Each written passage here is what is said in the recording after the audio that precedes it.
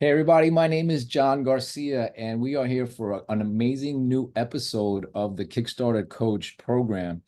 Really, just a few weeks ago, I launched the Kickstarter Coach program. If you don't know me, my background is I designed and published the Table Golf Association, and we launched first on Kickstarter in 2022, trying to raise $10,000, and we raised $156,000 in the pledges. And it went on to over $200,000 by the time the campaign was done.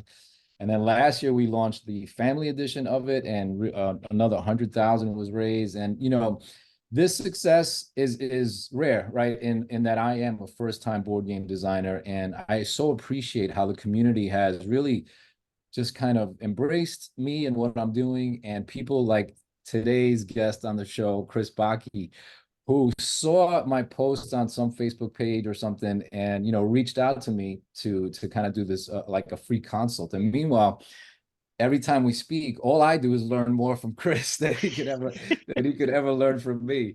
So I'm really honored to have Chris today on the show and share some of the wisdom, because he has a great track record. And for us in the board game industry, trying to turn our passion into something we can earn a living off of is probably the main goal. And so anyone who could help me do that, I'm sure is going to be able to help you do that. So without further ado, Chris, welcome. And just Yeah, introduce great. yourself if you don't Yeah, mind. great to be here. So I'm Chris Backe. It rhymes with hockey, and the first time you see it, it's just Backe, and you go, "How do you pronounce that?" And everyone gets it wrong the first 5 times. So I literally had it sewn onto my shirt. When I go to a con, I've got these purple polo shirts, and it just literally says Chris Backe rhymes with hockey, so Hockey. people That's can. it. I'll never forget it. It, Yep. it helps you look good, if nothing else. But yeah, started making games in 2016. And I cannot tell you just how terrifying it feels to walk into any friendly local game store for the first time with your handwritten, hand-drawn prototype. Right. And you go, like, you see the hundreds of games on the shelf, and you go, who wants to play my game? And some kind souls take it on. We do some play testing, and we go through the whole process of playing as much of the game as we can. We realize some parts are just broken beyond repair, and we have a lot of work to do to fix it. They give Yeah. some feedback, and I say, well, obviously, thank you for your time here. If you'll be back next week, I'll have a new version ready to go. Nice. That was 2016 in Dunedin, Florida. And that's, if I ever get the chance to go back, it's going to be fun to go back to the old stopping grounds or something. Well, I'm in But South Florida, so let me know.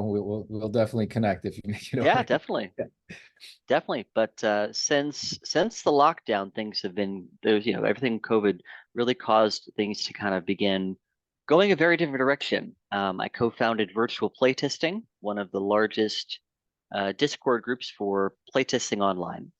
Um, I started No Box Games with two other people, and in the process of becoming both entrepreneur and publisher, I realized that there's so much about the design journey that the Mm. average designer really doesn't get to think about or talk about because they're not tasked with it usually.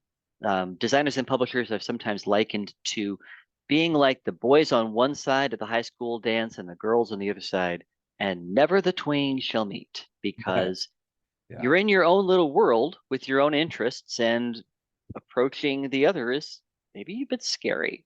Yeah. Um, but obviously, designers think publishers always have their stuff together, and sometimes they do. Um, at the end of the day, they're people just like you. They like board games. They got into board games. They decided to make board games and take on all of the business type stuff that maybe you don't want to. Yeah. So, Yeah, I have a but yeah, background. I just because that is so true for for a new designer. I still haven't even tried to pitch a publisher at all, and I do have background in the music industry. And you would make a demo and make the tape, or we mhm. used to do cassettes back in those days, and you try to get in front of a publisher. And it is terrifying. And it's like, when do you think you're good enough to pitch, right, to pitch something to someone? Hmm. And that's kind of, I think, where we have the battle in our own minds. And like you go to game stores and actually had them, play tested. That's awesome.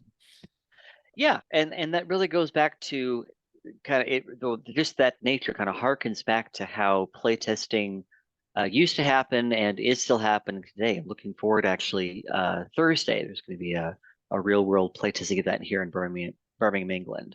Nice. So yeah, so you just sign up for these, and so 2016 wasn't your first, it was your first time kind of like officially foraying into but when did you really kind of start this journey in board game design, and was it something just from early on playing games and things like that? So I'd always been the creative type. I wrote songs. I did dance in college. I was a dancer as a kid. Was in a barbershop quartet for a couple years after college. Um, After moving to South Korea to teach English, became a travel blogger and a photographer there. Um, and then just continued doing that for a while, and eventually had some ideas for board games from watching Will Wheaton's Tabletop. I love that And one. Cool. it's a great show. Yeah. And from that, I kind of had this idea of just I can't wait to make a board game, and I'd love to get it on a show. And how wonderfully naive that was. Um, That's great. but yeah, so it got me to the point where I felt interested enough to spend the time it takes to make that first prototype, to go from this kind of idea in my head Mhm. to enough of a fledged out idea to get it on paper and to handwrite, hand draw it, and then kind of go from there. Um, and And that process really hasn't changed. Go ahead. yeah, and so that for you though, did you ever, I mean, did you publish your own early games, or take any kind of crowdfunding route, or did you go right to soliciting publishers? So, again, to kind of rewind the clock here, 2018, I began getting a bit more serious with board games, and Uh, I did a lot of research with crowdfunding at the time, and realized that crowdfunding, as I'm sure you know, and I'm sure all the readers and listeners here know, crowdfunding is a lot of work. It takes a lot of time to set things up and do it in a way that's sustainable. yeah. That is its biggest sort of con. The biggest pro, of course, is you're the person. You get to be in control. Everything happens at your pace, your cadence, your schedule, and you can go as fast or as slow as you want, as you need to. Um, it also means you're taking on the risks, and for some people, they can't wait to jump into that because they get to start their own business and make everything happen the way that they want. You give up some of that control when you work with the publisher. So, um, but yeah, 2018, I decided to focus on pitching publishers because I wanted to focus on the process of creating games, not the not the business stuff and the marketing Mhm. stuff that was such a necessity to make a crowdfunding campaign happen. Yeah, Um, makes sense. in 2022, when I started No Box Games, two other folks, I realized that Kickstarter was going to be our primary way of getting the games out to the world. And No Box Games is print and play games with no assembly required. Hmm. So we bypass the shipping, distribution, manufacturing elements. Say that And again. okay, so so No Box Games, print and play games, no assembly required. Yeah, And we no specifically, manufacturers, no shipping. Yeah, that's music to my ears right there. yeah, and really the idea happened because you see an opportunity, you want to grab onto it. Um, so another print and play company had a campaign that was very successful, and as soon as you realize the benefits of doing a print and play, obviously you still have to create a very good game, Mhm. and then make sure the art is as good as it can be, and then Right. make sure that backers see the value in that game. Even at a $4 or $5 game, it's still the ask is still there. Mhm. You're still asking them to print the game off, read the rules, assemble it if you need to, and then go from there. Mhm. And I always felt like that assembly was the part where some people kind of began to drop off. Okay, that sounds interesting. I'll download the file, but I don't want to cut out 50 cards or worse, 200 cards and then create little tokens or whatever. So that really came down to the what if question. What if you didn't have to assemble anything? What if you just print the sheets off the printer, grab a couple of things around the house like dice or pawns, Uh-huh. and away you go? What would that look like?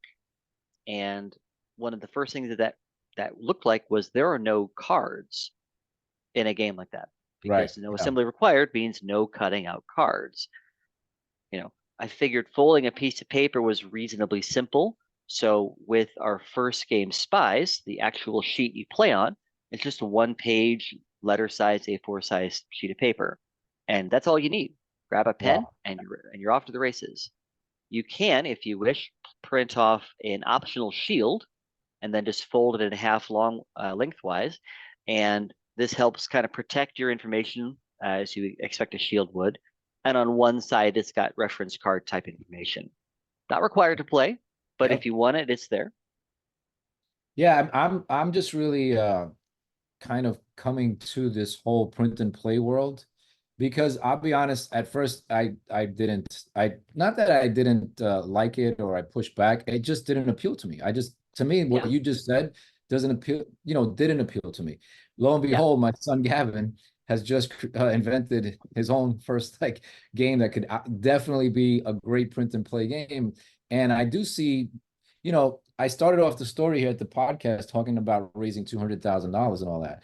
But you know what? The profit in that is not what anyone probably thinks that it turned out to be. And a little, most of that also just goes right back in. We're developing other games and expansions and things like that. So you mentioned, when you do a print and play game, it's pretty much all profit. It's pretty much there's no costs like the typical, board game. Yeah, so we're not having to fund a first print run with the proceeds from the crowdfunding campaign. We're also not Mhm. shipping it around the world. So everything we're doing with NoBox is essentially creating the PDFs and then making sure the translations are as good as they can be, and then making sure our backers get them. And then once the backers get them, we'll put the game on sale for anyone to buy anytime they want. Yeah. But yeah, there's very few direct costs with this, and this is another intentionally chosen setup here. Again, it's myself and two other folks. We've got a marketing person and a Mhm. graphics design uh, illustrator person, and we're equal partners in this. Yeah, I'm the that's game great. designer. I'll also handle the web stuff, but Hmm. between the three of us, we each have our role. And this really started from me going, if I did this print and play idea, what skills do you need to do this? And I figured I could make the games, I can create a website. Um, I could probably figure out the Kickstarter side, but that wasn't something I really wanted to do. So Hmm. I found a marketing person. And obviously, a game like this needs excellent, professionally done art. So I found an artist. Yeah. And Well, the I mean, proposal to the both of them was just let's become equal partners in this. We each have our own role. I'll create the games, I'll pass them to the graphic designer. The graphic designer finishes up things, makes them look good, passes things on to the crowdfunding person. And it's just this sort of flow that we have yeah. now. And so right now you're going directly to market on your website. There's no crowdfunding for these games. Well, so yes, has been, and will continue to be.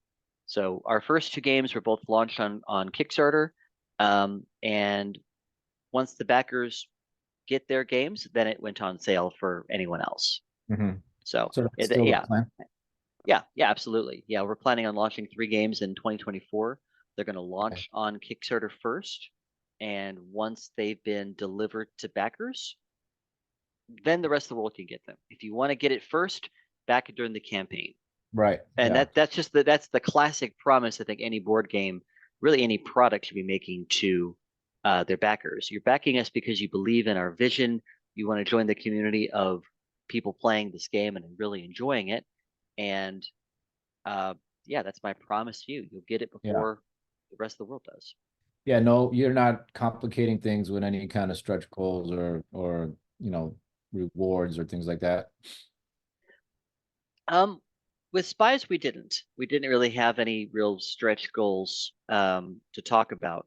With Beards and Booty, our second campaign, we had a number of unlocks as we went. Okay. Um, and for the next game, which is around the world in 10 to 15 minutes, um, we're looking at the best way to plan out the stretch goals or the unlocks.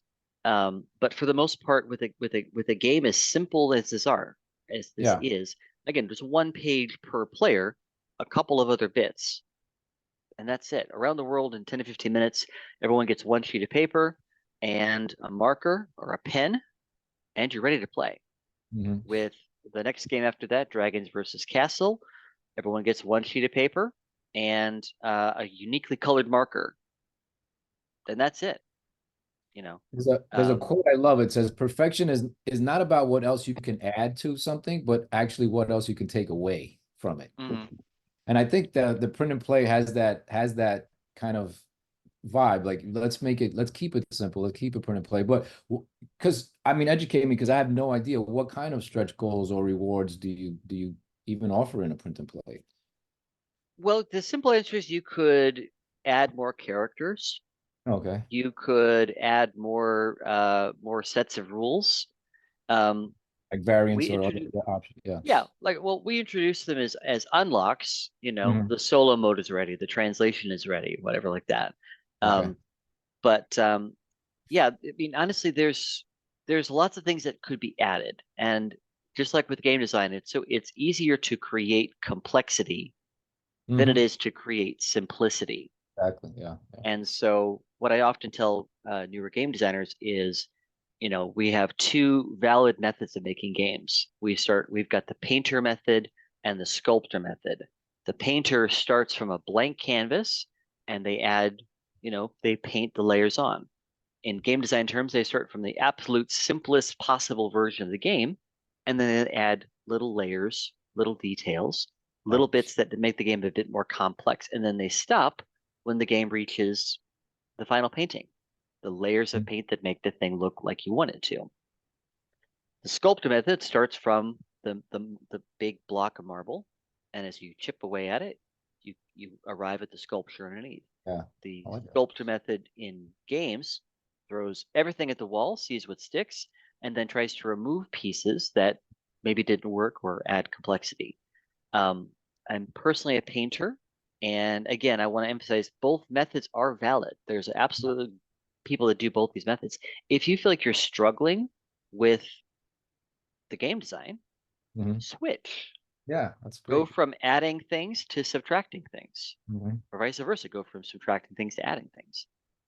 Yeah, I love that. I mean, for me, I think the Table Golf Association hit a nerve in its simplicity. Like when we first spoke, people are like, add sand to the sand. Like they were saying things that obviously when you first look at it, it's like the common reaction. You should add things to it. And it was like, no, Mhm. the sand, you have to use your non-dominant hand thumb. So that automatically makes you feel like you're using a different club, plus it's harder to hit, yet it stayed really simple. And so when I explain it, people always like go, aha, it's like that aha moment. And then Mhm. I get kind of like compliments in the fact that it really is so simple. People always say to me, Chris, I can't believe this was never, done before. Like Yeah, it was in your face for forever. Yeah. yeah, and it's what's cool about really cool game ideas is how little of a game. Like people love to think I've got to make these 14 interconnected systems. No, think of games like Rummy. Yeah.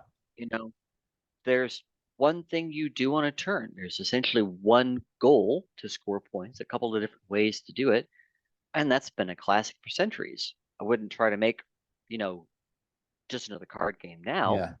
I wouldn't sell very well, but um, there's something to be said about finding the simplest version of the game Yeah. that creates fun. Yeah. Because again, it's easier to create complexity than it is to create simplicity.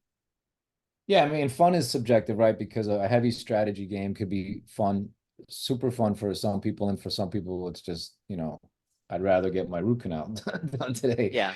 But yeah, I think a good question could be, do you think the hobby has gone like too far to the complexity level and too many games are trying to be outdo the other one with, more resource management work, or whatever the mechanic is, trying to take it to the next level of complexity?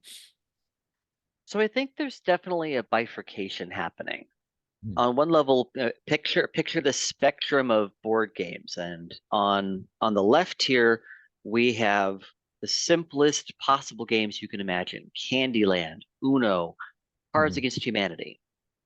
And on the other end, we've got the most complex games you can buy: Twilight Imperium, just any sort of super complex all day play sort Yeah. of games. And you've got games all up and down this spectrum. Board Game Geek uses the weight system from 1 to 5, 1 being a very easy game, Hmm. 5 being a very challenging game or a heavy game. Um, and in the middle, obviously, there's still plenty of games coming out in this genre, but or in this weight category, but the people playing them tend to be hardcore heavy gamers that might want something a little bit less heavy. Hmm. So you have people that enjoy this end of the spectrum Yeah. that come down a little bit. Hmm. Relatively speaking, I don't think there have been as many people that start light and build up. Hmm. Certainly there are some of them, but I think the light games space lends itself to um, facing a certain reality, I think is the way to say it. Hmm. Um, you know, with board games, we have the promise of pleasure in playing the game and getting strategic and feeling tactical, feeling clever. But to get there, we've got a bit of pain. We have to learn the rules. Yeah. And learning rules is hard. It's active listening, it's empathy with the rulebook writer or the person teaching the game. It's looking at these bits of components. It's understanding the setup, where the things have to go, and how everything is put in place. The rulebook is almost like a script that has to be followed to get to the fun part. And the Yeah. faster we can get from opening the box to learning the game to understanding the game to really playing the game, the faster we can get from A to B here, Yeah. the faster we get to the fun. Yeah, you're so spot on because as the board game guy in my family, I introduce everyone to the games and I have to explain the rules. And I always start off with an apology. It's like, don't worry, it's not as complicated as it sounds. I have Mhm. this, 40-page rule book. Even my own little great table golf game ended up with 24 or 26 pages of rules. And it's true. Like once you get through it, 9 times out of 10, the game is pretty simple. There's a couple of actions, there's a couple of little cleanup things or whatever. And I've been able to get a lot of people to move forward, but I think obviously it's because of my passion and because I'm willing to kind of take the time to explain it. Having said that, Will Wheaton, you mentioned, Tom Vassell at the Dice Tower was my first go-to, online, learn the rules. So I'm a big believer now in a video rule book. So my rule book is going to have a QR code and every page is going to basically explain the rules. What are your thoughts Mhm. on that? And do you think it's So, necessary or just leave it to the reviewers to do it? well, okay, so QR codes and videos are fine. They certainly give you a sense of how to learn a thing. At the same time, and this is one of those questions that comes up in the Facebook groups every so often, put a printed book in the box. Yeah, for There is sure. zero substitute for a printed rule book, be it a piece of paper, a booklet, a cardboard, a chipboard piece. Put the rules of the game in the box. Do not ever assume players will understand the QR code. Don't assume players always have an internet capable device, Cool. a connection to the internet. If you're Mhm. going to make a physical board game, put the physical printed rules in the box or inside the box, inside the lid, on the back of the box, wherever. Mhm. It's part of the thing you purchase, full stop. Sure. Now, with that said, QR codes, videos definitely can be easy. And I think this also requires a fair bit of empathy to understand what they might be getting hung up on. If you're making a party game, and Exploded Kittens does this really well, they'll actually say in the physical printed rulebook, hey, you can, they really encourage you to watch the video, Yeah. But if you'd rather not watch the video, here are the rules of the game. Mhm. So they lead you to the video, but yeah, the physical rulebook's still there. Yeah. I think it's helpful. I think it's great to carefully script and show a branded experience that has the effect of entertaining and educating at the same time. Yeah, that's good. Um, Now, what it shouldn't do is just be someone boringly rehashing the rules like a newscaster at 11 p.m. reading the reading the rules from the page. Graphics and um, other visual elements are going to factor in pretty heavily with that. So Yeah, take I the like time and that. effort it needs to make that I, work well. I actually didn't give that much thought. I was thinking, more of a not static, but more of a kind of like just plain review. But I think you're right. It's a great opportunity to add some branding, to add a little bit of an entertainment factor to it, more than just kind of rereading the rule book to the person Yeah, out of it. Yeah. yeah. And at the end of the day, but obviously the goal for the video can be kind of all over the place, depending on the type of game.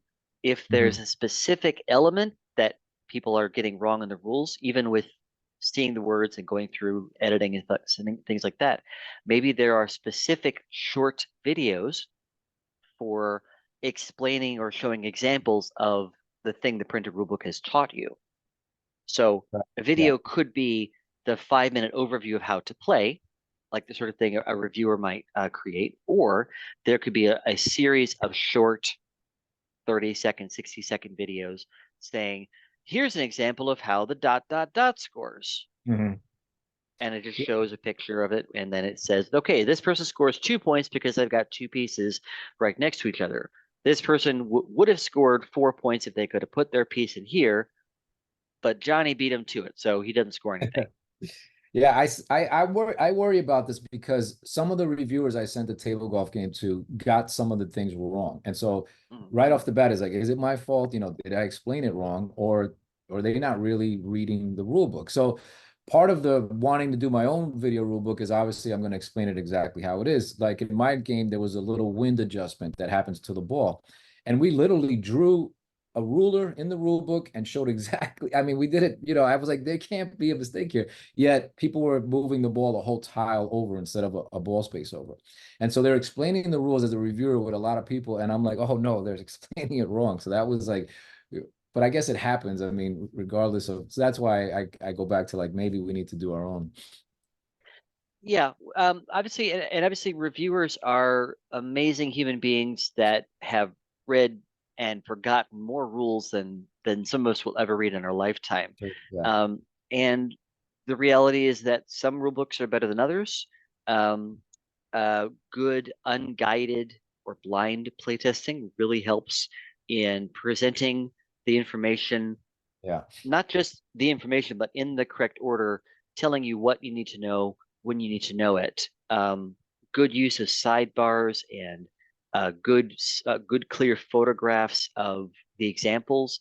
Giving examples really comes in handy because Yeah. as the designer, we don't come in the box, No, we you don't. know, Yeah. and if we did, then job solved. We just get the little holographic version of us. We hit the button and a little avatar of me comes up. Hey, I'm Chris. I'm the designer of the game. Feel free to ask me any questions. We don't have that tech yet. Um, Yeah, I see it in a lot of groups. Most of the time, people don't like writing the rules. I mean, I've seen where there's a few people that kind of get a kick out of it and really like it. Not to say that they're any good at it, but they like. But it is I think there's an art to it. There's definitely best practices to it, and you see, I have hundreds of games, and you see the spectrum, if you will, of like from a good rule book to something that just doesn't convey, and like to your point, you don't get from opening the box to playing and I think in the most streamlined manner. You know what I mean? Like they it could bounce around and you're confused, and now you just don't even want to play the game because there wasn't like an easy way to set up actions, more or less like the gist of the game, and then maybe getting into more of the complex mhm. things. So Yeah, anyway.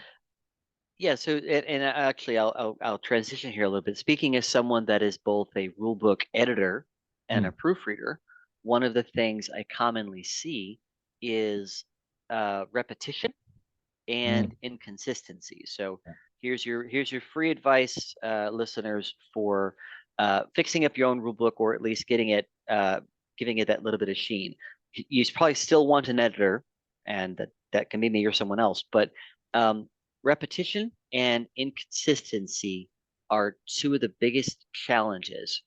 In general, you don't need to repeat rules more than a couple times. It's just a matter of finding the right place in the rule book to describe this.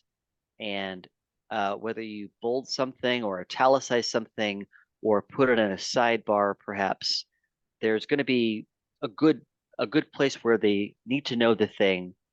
And if it's a warning, a thing they should not be doing, then that probably needs to appear at or around the time that they would be doing that thing. Yeah, as a So, highlighter text. Yeah. yeah. I credit my marketing background to helping me, but Chris, I'm going to be sending you my rule book for Spaceborne, because that one's a monster, and I've really hashed it out as much as I can. Right now, my brain just I can't even write. I can't even look at it again at this point. I need some fresh eyes on it. And for Yeah. listeners on this call, Chris has really become kind of my coach, and we go back and forth a little bit, really. And it feels so good to have someone that's in the industry, because I started with literally blinders on, right? I had no idea what I was getting myself into. And now I'm doing some Kickstarter coaching because I went through the whole process. But let me tell everybody that's listening, I still need a coach. And there's no doubt that there's tons of stuff that I still need to learn. And one thing I want to segue to, because I think it's, I mean, I give kudos to you in a lot of different things, but being able to create this list of publishers and being able to actually, sell your games to publishers while doing your own, I think is amazing. So what would be kind of your advice to someone who's doesn't have the credits, right? Doesn't have the name, that carries any kind of weight, and has a game that they want to show to some publishers? What are some of the things you recommend? Sure. Okay. So obviously this is a weird thing to say, hey, this is a podcast with Kickstarters, but here's how to do pitching. Yeah, If yeah, you're in the position where you're looking to pitch, then, you know, this is definitely a fork in the road. And as you're preparing to do one or the other, understand the pros and the cons of each of them. If you've chosen to pitch a publisher, understand you're giving up some of the control, both in terms of how the game will actually look and feel at the end of it all, and also control the timeline. What you're getting is the the less need to become involved in every business decision, everything having to do with manufacturing, distribution, shipping, all that. You're helping someone else is taking that off your hands, um, and but that need doesn't go away. Someone is still having to do that work. It's just not you. And the person you're pitching to is very likely, at most 90% of publishers, is going to be involved in that process. So you are basically pitching someone work, and they are also going to be investing yeah. thousands, if not tens of thousands of dollars in your work. Make it freaking good is Mhm. the first thing. Um, Today's board games, I'm sure everyone's seen the stats. There are thousands of board games coming out every year. No gamer is going to buy them all. And even in cases where I'll take like a worker placement game just as an example. The average some gamers at home might be like, oh, I've already got 5 worker placement games. What's this one going to offer that I don't already have? Right.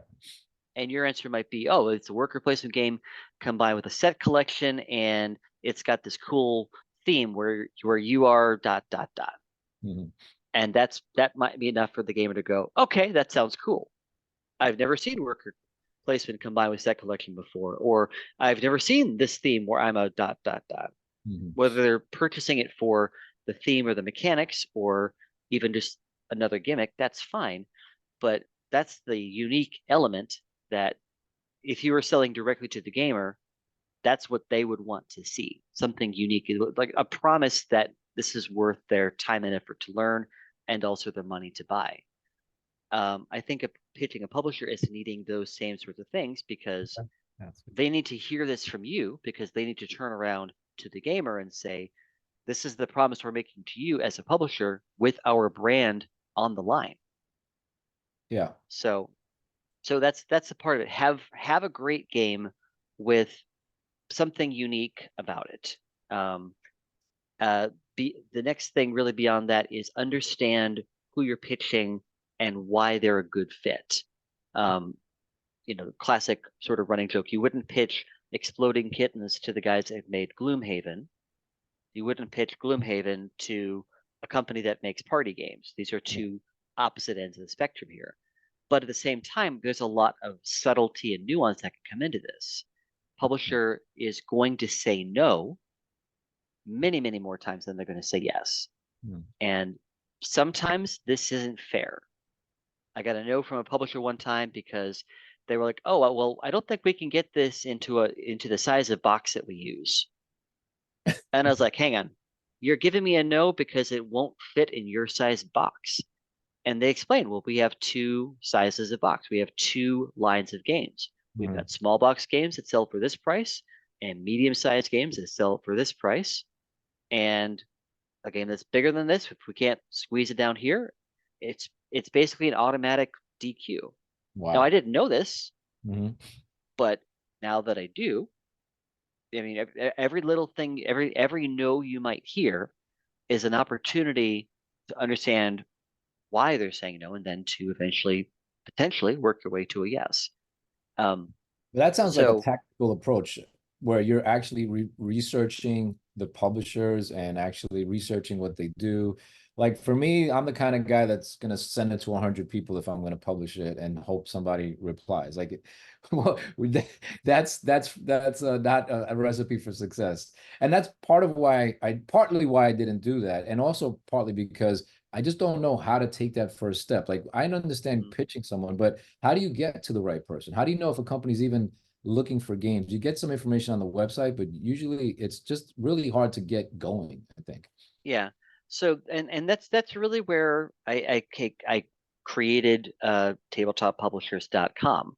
That Hmm. is a database of board game publishers that you can sort, search, and filter your way through. It's got a one-time cost. It's currently $50, and it's got 500 plus publishers out there, and it's all based on public-facing information. So there's nothing confidential or private or secret or anything. This is all the stuff you could find yourself if you spent the time to find it all. Yeah. That being said, what you'll find is that um, some publishers are very good at putting out there exactly what they like or what they look for. Alley Cat and Dranda are two Mm. excellent publishers based here in the UK, and they have a very clear sort of submissions page where they say, "This is the kind of game we're looking for. We're looking for games to fit these lines. Mm. Your game should be dot dot dot. Your game should not be dot dot dot." So some publishers are very good at this. Some publishers require me to put on my Sherlock Holmes hat. And so when I'm researching a publisher, one of the first places I'll go is either their website or their Board Game Geek page. Now, off the cuff, if I were to tell you or ask you, John, you see a publisher has made 3 games in the last 5 years, and they all have the same designer. Just from that piece of information, what might you conclude from that? It's his board game company and he's only publishing his games. Yeah. Yeah, Yeah. exactly. So if I only see, so the chances of a larger company only working with one designer is pretty small. Most of the time when I see one designer credited or the same couple of people credited over and over again, this Mhm. is a company that they started to publish their own games. Yeah. So on my back end, the part I use to create the database, they get that for own games tag, and that information will not appear to you in the database because there's no reason for it. Yeah. They're not publishing other people's games. So you contacting them would just be a waste of time on your end and there. So their information is not in the database. What's in the database are people that either have submission pages or information about what they're looking for online, or there is some indication or evidence that they've worked with outside designers in the past. And by outside designers, that means you, Yeah. listener, freelance developer, freelance designer. They they may have an in-house team of designers, or there may be uh, other people outside the company that they actively look for. Um, but in terms of pitching them, if they have a submissions page or some way of connecting with them, then great. January, February, uh, a number of publishers will go on social media and they might say, Yeah. "Hey, we're looking for submissions now. Here's how to submit a game to us." Mhm. And if Yes. they give you that, if they give you that step-by-step process, follow it. Yeah. You know, You've done amazing work. I actually came across your list before we met, and I was blown away because I didn't even know something like that existed. But we're running a little short on time, but I do want to ask you, are there resources where someone actually pitches it for you? Like in music, you had either they were called managers or even sometimes the attorneys themselves that had the relationships with the record labels. And so they would kind of obviously, there's a deal, there's an agreement there. But is there this middleman in the board game world that does this? the simple answer is there are some services out there that can be agents for you. Mhm. Um, for the average designer, uh, even someone like myself, I don't think I would be in a position to really want to work with them right now. There are a couple of cases where if you want to reach certain companies, then you have to go through their agenting system. Ravensburger is one. Um, there are certainly companies out there that do it, but they are rarer.